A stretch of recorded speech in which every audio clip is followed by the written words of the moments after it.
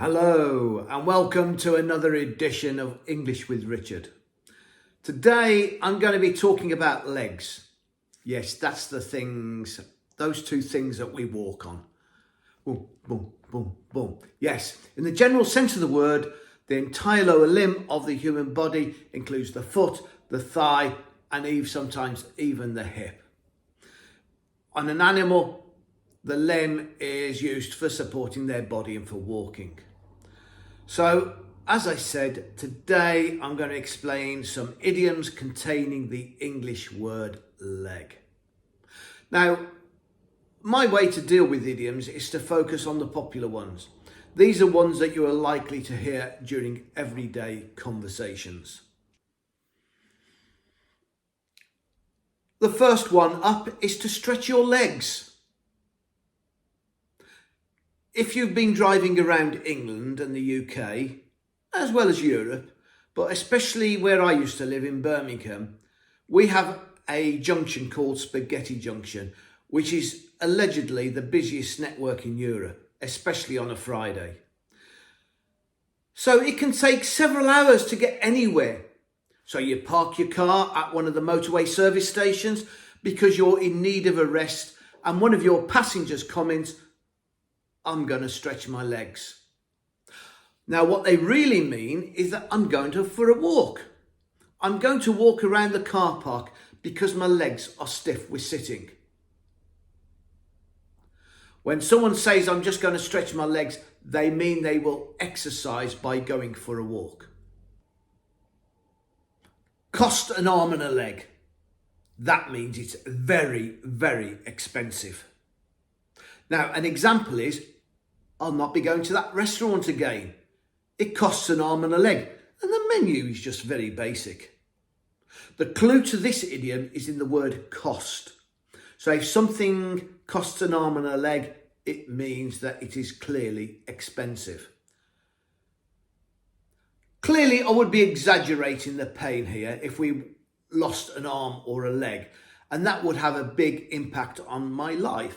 However, in this case, we're talking about something that is very expensive.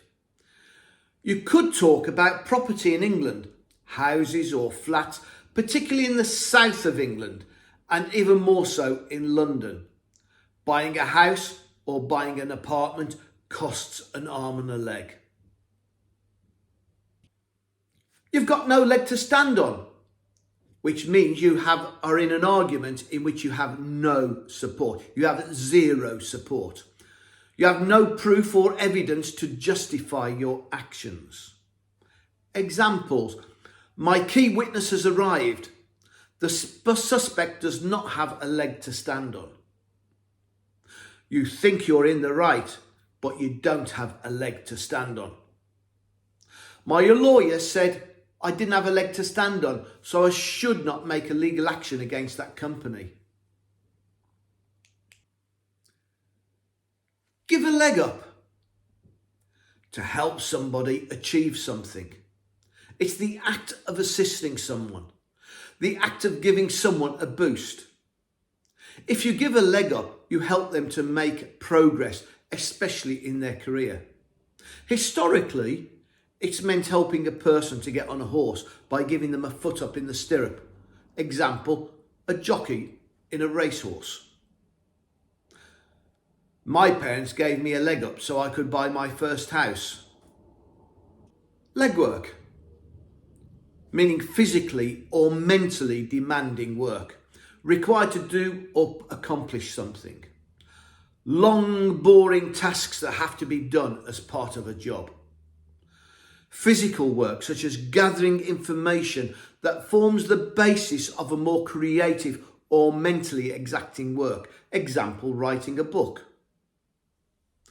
I wrote the book on the farms myself, plus I gathered the information and did all the legwork myself over the years. I'm sure you'll be able to find a good job, but you've got to put in the legwork. One's not going to just fall into your lap. This case is huge, so I brought on a legal aid to help get through the legwork. I'm too old to do the gardening on my whole property, so each summer I hire a couple of local teenagers to do the legwork. Fiona has done the legwork. She has gathered over 2,000 reports and put them on a spreadsheet. Okay, to end with, just 3 or 4 quick fire ones.